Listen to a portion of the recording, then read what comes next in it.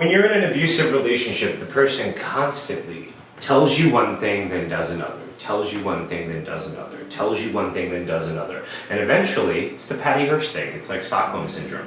You become accustomed to that, and you start accepting whatever you're told. I feel like we're all in one big bad relationship. I think really people are afraid. I think it's fear, and people don't know what to do. So they take to Twitter.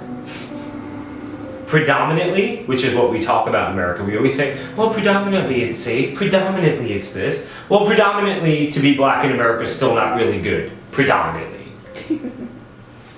That's how I talk to people who are like that. Oh, well, predominantly, your son can walk through his neighborhood at night, hood up and all. Correct? Because it's not even about race, it's about asking yourself point blank, how would you feel if your son was shot and killed because someone felt like playing Superman? Well, this is and where I think a lot of white people go, and this is like from like the race work I used to do, is they don't know what to do with their guilt. Well, you're just trying to make me feel guilty, and it's like, no, I have actually no use for your guilt. I just need you to understand. But no one was saying all white people shot Trayvon Martin. What we were saying is, because the truth is George Zimmerman's not even really technically white. I know. This was a point about ignorance and fear. This was the conversation that should have been ignited by this kid's death. Yeah, but I guess the other side of that dialogue becomes, well, black people kill themselves all the time, in drug wars, and this is where I go, I'm like, but that's like a white different people kill issue. people in drug wars. I know. It's like that's actually kind of a different issue. Like that's not the issue here. Go to the middle of the country. Who's selling the drugs? Dude. White rich kids. Dude. Get it together. Meth labs in Arizona.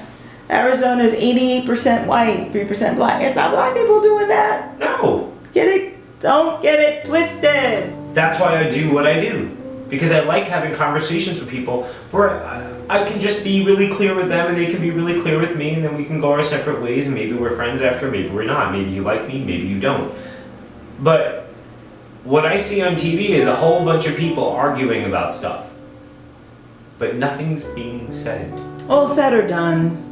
Or done, right? Both. Yeah, but I feel like people don't know what it means to be an activist. They don't understand that.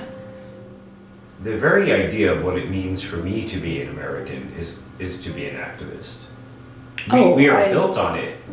We're built on running away from something that didn't suit us to look in search of something better. So I think if you don't believe that, you should be forced out of the country.